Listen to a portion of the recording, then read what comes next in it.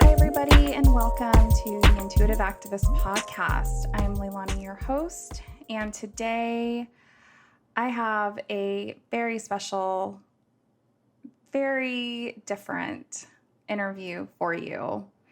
For those who are just tuning in and don't know a ton about me and what I am here to do on this earth, I just want to provide a quick introduction to myself. I am a divine channel.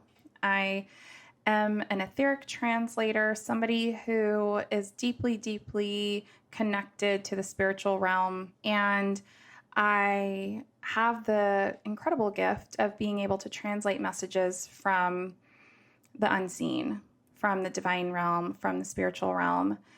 And the last 6 months of my human life has been very much devoted to not only fine-tuning this gift of being a translator for the spiritual realm, but also figuring out what it is that I am truly meant to do here. And as I've been exploring that and having daily conversations with the universe, with Source, I also have gotten to begin to understand what my role is in sharing those messages with all of you. And so as you listen to this recorded conversation that might sound like a woman talking to herself, know that it's something much, much deeper than that. So I'll be asking the questions and Source will be the one answering. And there are sighs and pauses. And my hope is that it will be really, really clear as to when it is Leilani talking and when it is the universe providing guidance, and not only guidance to me as Leilani, but guidance to all of you listening to this message right now. So at this time, what's moving through me is a request for you to find not only a quiet space to hear the message, but also seeking within yourself to see what truly needs to be set aside, whether that's an emotion, whether that's a thought or your to-do list, what needs to be set aside in order for you to be fully present with this message that Source specifically wanted you to hear today. Thank you again for being here. I'm so, so grateful to share this time and this space with you. And without further ado, let's begin.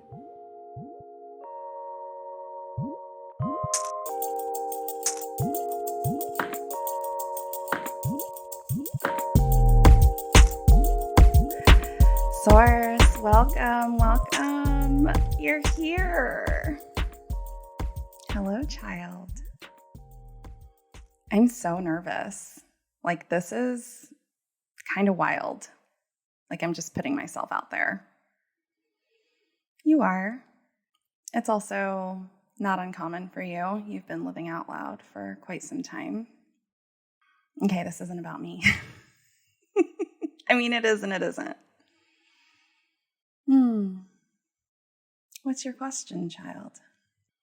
Well, I guess to catch up the listeners a bit, I just had a birthday, 38 years young, and the day after my birthday, found out that my sister-in-law, Alexa, passed away. And I've been holding everything, all of it. The deep joy of knowing her, the grief, the expectation of the coming year. And for those who are listening, I really want to know, how do we hold it all? How do we hold joy and grief and sadness and expectation and simplicity? How do we hold it all as humans in our limited capacity?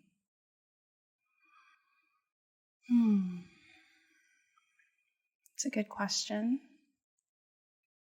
It's difficult to put into human terms. But at the end of the day,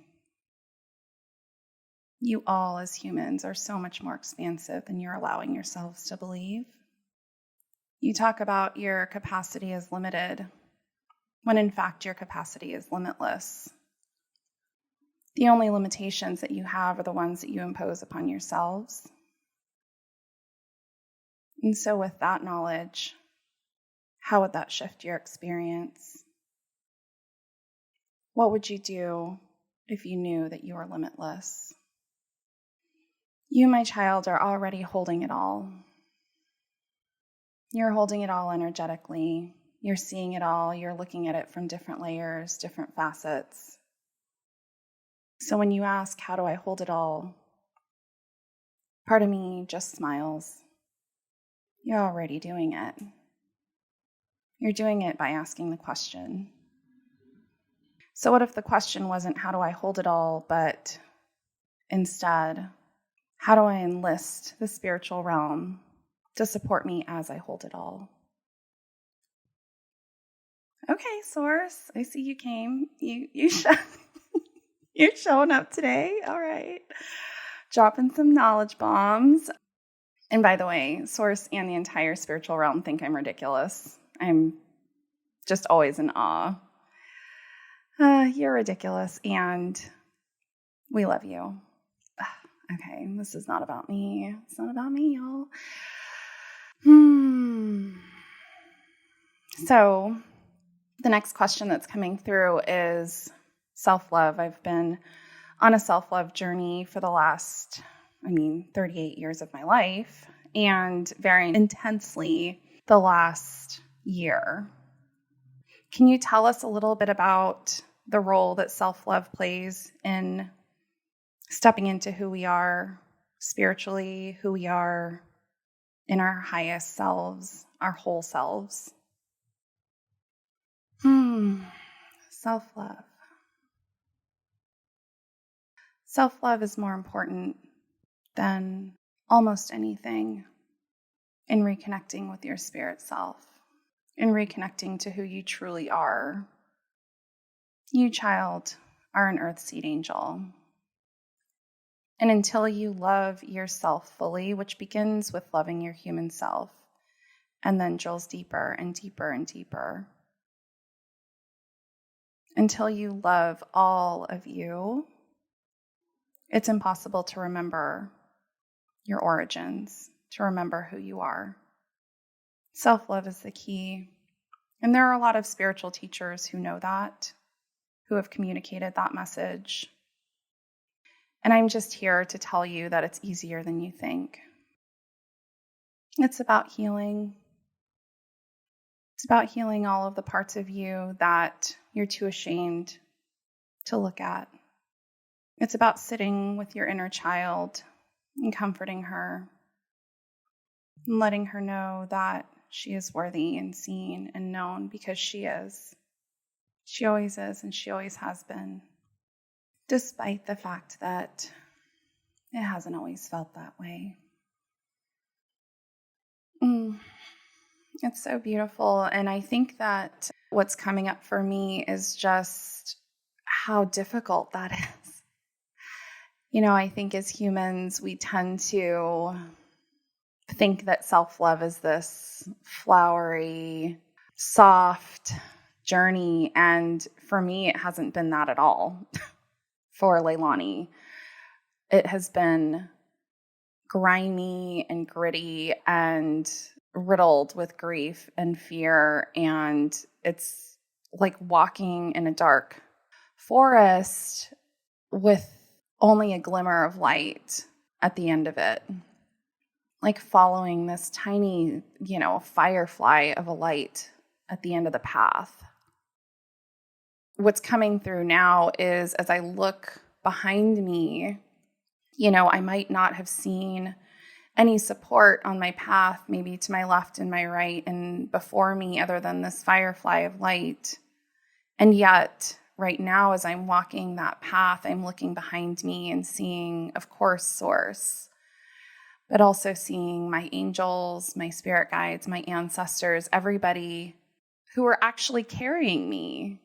I'm looking down and I'm seeing them carry me And so what is the message here, Source? This image that you've implanted right now in this conversation, in this present moment, what do you want people to know?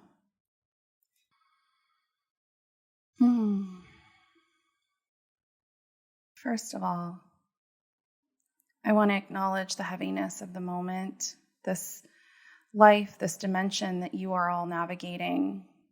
This is one of the harder ones. There's a lot at stake. There's so much before you and so many decision points. You're at a tipping point. And the decisions you make now, not only as individuals, but as a collective, will determine the rest of this dimension for eons and eons to come. And so as you contemplate that fact, what I really want you to know is that you were not created to do this alone. And when I say alone, I don't just mean as humans, as individuals. I don't just mean that you're supposed to rely on your brother and your sister and your neighbor to get through this. That is a component of it. It's very important. And what is most important for you to know in this moment of despair is that you have the entire spirit realm ready and waiting to lift you up. You have me. You have other dimensions, other beings. It's not just what you're seeing with your two eyes, children. You are not designed to do this alone. And so the sooner you embrace that fact, that universal truth, the sooner you can step into who you are meant to be so that this collective can step into who it is meant to be. So I think I'm hearing a lot of this notion of free will, which has been a huge component of my work. And for those who are just learning about me, I've been spending a lot of energy over the last year supporting all types of spiritual beings here on Earth, humans, transition through what I call the veil. And for those of you who are not sure what that means, I describe it in my book, which is dropping here in a couple of months, but essentially supporting beings in becoming their whole selves, their whole spiritual selves on Earth. I work a lot with earth angels, earth seed angels, but also starseed angels to do this. And a big component of that work is free will. I can't actually bring anybody through who is not ready and willing to step into their highest selves on Earth. And so as you talk about this tipping point, Source, can you describe the role that free will plays in all of this?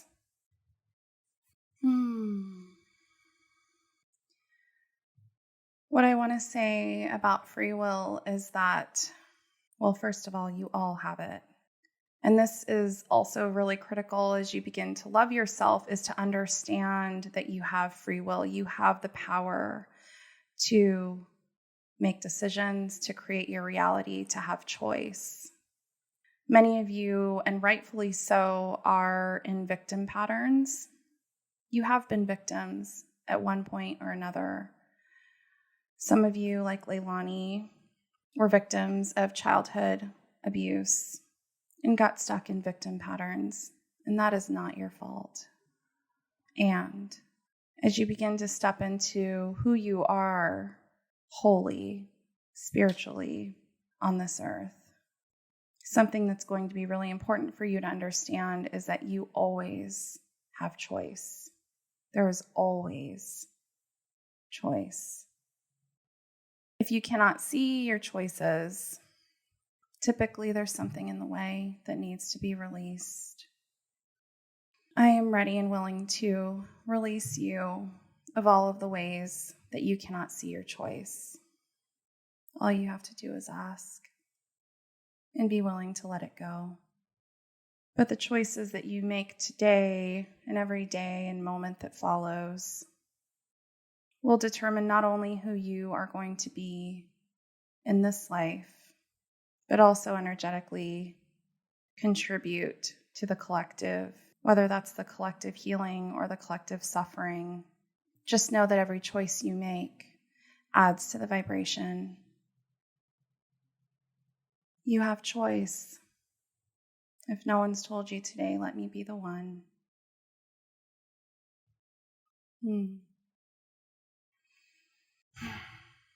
So the question that's coming up for me now is around racial injustice, social injustice. I feel nervous to ask this, but I feel that there's so many people who have been stripped of choice.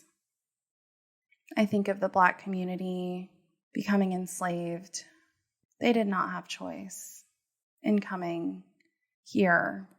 So how do we reconcile that? It's a good question. And it's okay to ask the hard questions. What I want to draw your attention to are the choices that the Black community continues to make. I see resistance. I see a questioning of a system that no longer works for humanity. I see Black joy in the beautiful ways that the Black community is bringing up their children to know the difference. You see, child, there are always choices to be made. Even in suffering, even when choice has been stripped of you on a human level, you always have the power to choose your thoughts, to choose your blessings, to choose your joy, and also to choose your suffering. I am not here to downplay anything that has happened to oppressed communities in this dimension. It's awful. The system is broken. Know that. I am with you in all of that. It needs to be acknowledged. It needs to be torn down. It needs to be dismantled. Absolutely. And you still have the power to choose what that looks like. You have the power to choose who you want to be in this spiritual warfare. You have the power to choose healing over retribution, compassion over oppression. There is always choice. Okay. So self-love, what does it actually look like? How do we love ourselves in service of being our whole selves, our whole spiritual selves in this human dimension? Self-love is not always obvious. The next step is not always obvious. But what I would encourage you all to do is to begin to notice where you are unwilling to go. What shadows are you avoiding? What feels too hard to approach, too scary to walk into? Self-love is calling on your spirit team, your guides, your ancestors to walk into the dark places with you. And not just standing in the darkness, but shining a light in it. And knowing that even the shadowy, darkest parts of yourselves are worthy of love, of compassion. That is self-love. As you were saying that, Source, I'm just thinking of my journey and how hard it's been.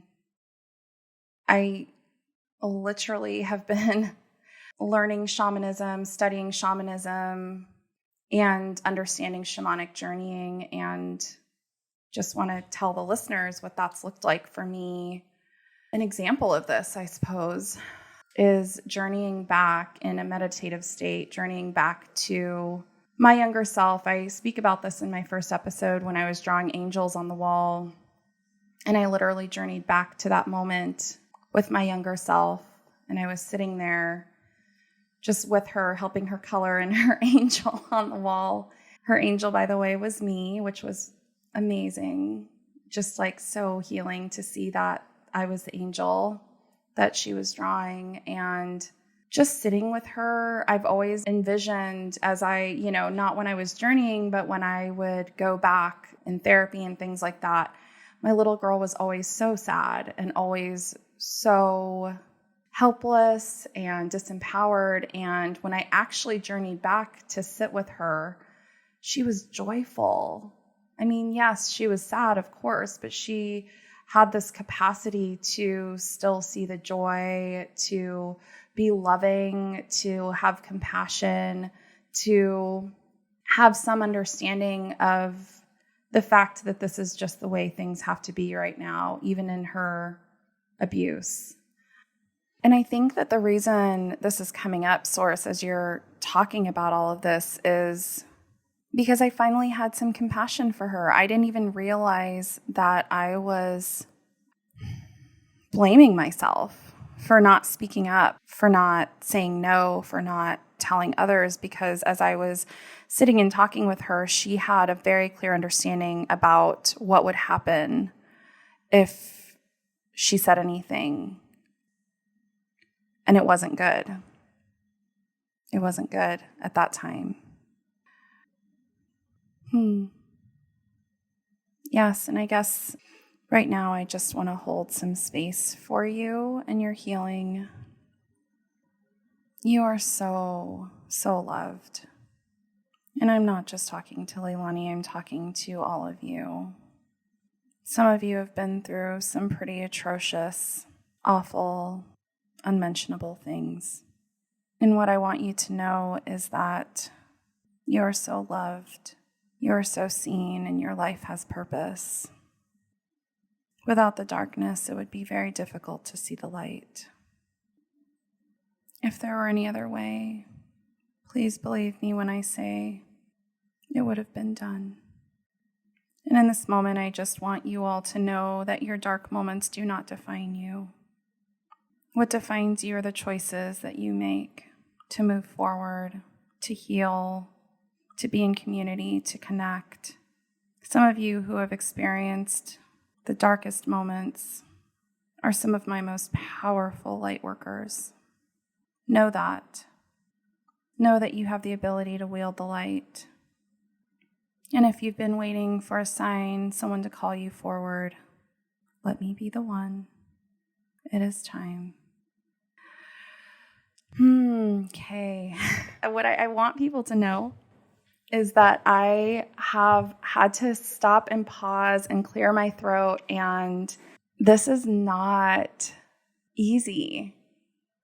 And also what's coming through is I've had so many really powerful, beautiful conversations with folks, angels and light workers on earth, and technology inevitably gets in the way. Our voices inevitably get in the way. Speaking truth, these universal spiritual truths is not easy. And a lot of times technology, our human bodies, a lot of times it's really difficult. So I just wanted to call that forward because it was just really present. And something else that's coming up is that Mercury is no longer retrograde, which means that communication is pure right now. That's what I'm hearing. So can you tell us a little bit about just what's coming through, Source? What is the pure message that you want to provide to us today?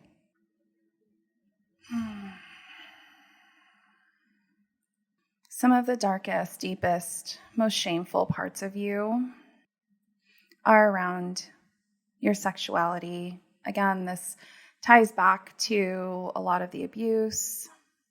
It also ties back to this broken system that's in place, this sexist, white supremacist, the system. It's broken. And so sexuality has become something that once was powerful and expressive and divine, and sexuality has now become a dirty word.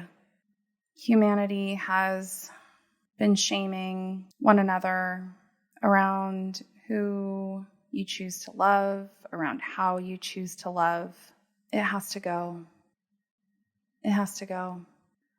What are the ways that you've been playing small with your sexuality?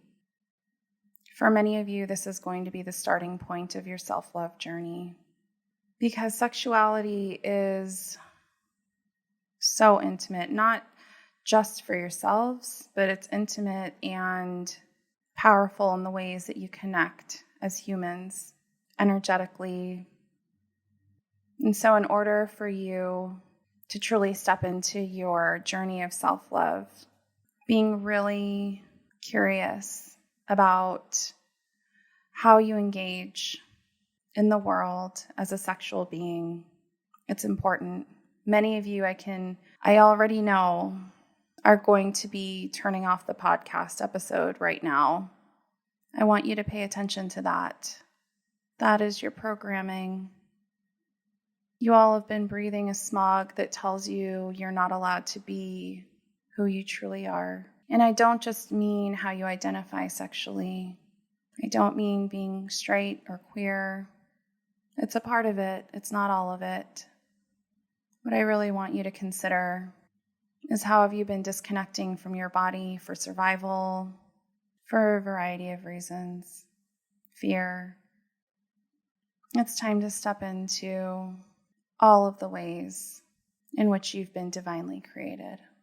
Okay. Source, you're really not holding back.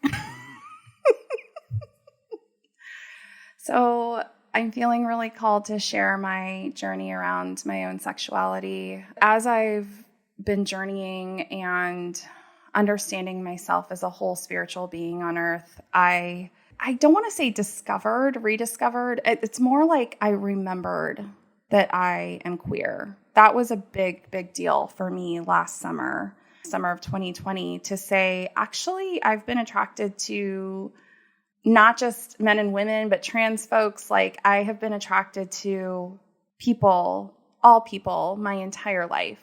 Yet there was a part of me that I had been suppressing to fit in, right? So that was a big, big component of my healing. My spiritual healing was stepping into my queerness.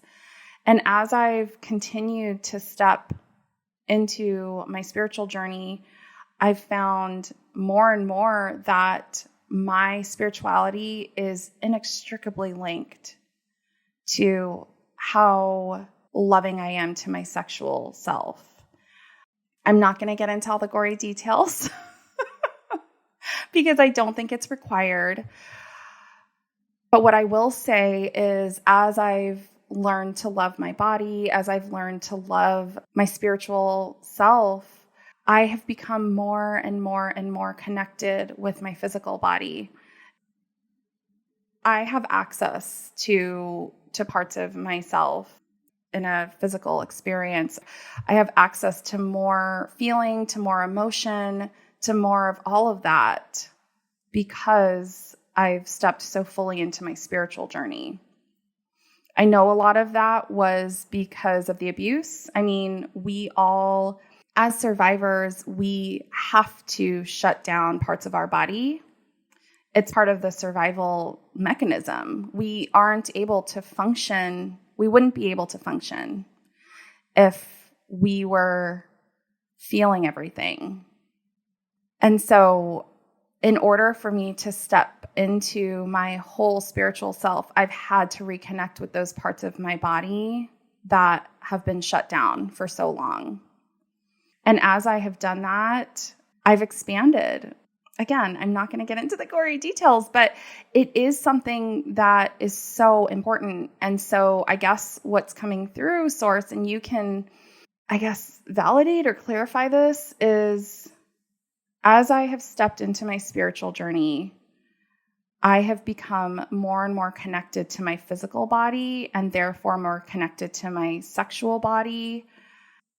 And that feels really vulnerable to say because of where we are as a collective. Like, we are not at a point yet where we can have conversations where sexuality, like robust sexuality and spirituality, can coexist. So what is there to say about that, and how can we release ourselves from the shame associated with putting those two concepts together?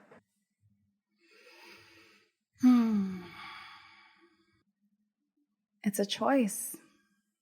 It's always a choice. You all, again, are breathing this smog that tells you that sexuality is bad, should be hidden, is shameful, that homosexuality, queerness, that all of that is unacceptable. And sadly, a lot of that is coming from religious communities. I want you to know right now that you are divinely created, and I do not make mistakes. So all of the ways in which you love, all of the people that you love, all of the ways that you feel love, all of it, it was not without purpose. And so if you can stand in that truth and know that you get to be who you were divinely created to be, how would that allow you to release the shame and the fear associated with keeping yourself small? You get to be a sexual being. You were divinely created that way, child. How can you make a choice today to love who you are divinely created to be? And as you begin to make these choices to love yourself, know that there's energetic power in living out loud. It's not about opening the trench coat before you're ready. No. It's about connecting with people whom you trust to begin to speak your truth with a capital T. It is time. It is time to make choices that serve your spiritual ascension. You are a divine being walking this earth. Know that with your whole heart. You have access to your spiritual gifts so that you can know every single day that you are not alone. You're already connecting with the spiritual realm, or else you wouldn't be here. You wouldn't be listening to my voice. It's time to step into your power, to trust all of that which makes you, you. Be gentle with yourselves. Be in community. Laugh. Please laugh.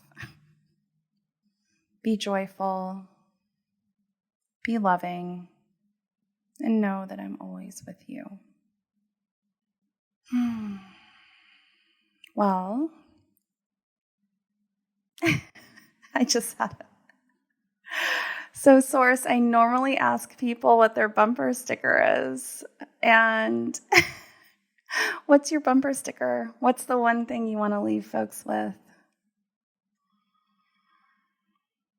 Be here now. Be here now. Divinity exists only in this moment. I've said this before, I'll say it again. The past is a collection of thoughts, the future, a collection of possibilities. Be here now. It's the only way forward. Okay. Thank you so much. Thank you. Okay, talk soon. Okay, y'all. Wow. Again, didn't know that this was happening this morning. I woke up and felt really called to turn on the mic and to let Source come through. I think it's probably got a lot to do with the alignment of our planets and all of that. I think the biggest takeaway that I'm walking away with, and there's so many, but the biggest one is that notion of choice. and that we all have choices to make right now. We all have a part in this collective cleanup, and it truly starts with ourselves. It starts with our ability to love ourselves fully with abandon and to make tiny choices every day to choose loving ourselves over hiding. And so on this beautiful day, I'd love to leave you with this question. What is one small step that you can take to love yourself so fully today? Whether it's being gentle with yourselves, whether it's some form of self-care, whether it's just accepting a part of yourself that you haven't been accepting. What's one thing that you can do today to love all upon yourself? I would love to connect with you and hear your thoughts about this episode. I'm on all the socials, Instagram, Twitter, Clubhouse, at Shaman Leilani. Please do drop me a note, drop me a message, let me know how it lands, send me questions. I would absolutely love to hear from you. But for now, be still, my friends, and live into your impact. Take good care of your spirits today, and talk to you soon.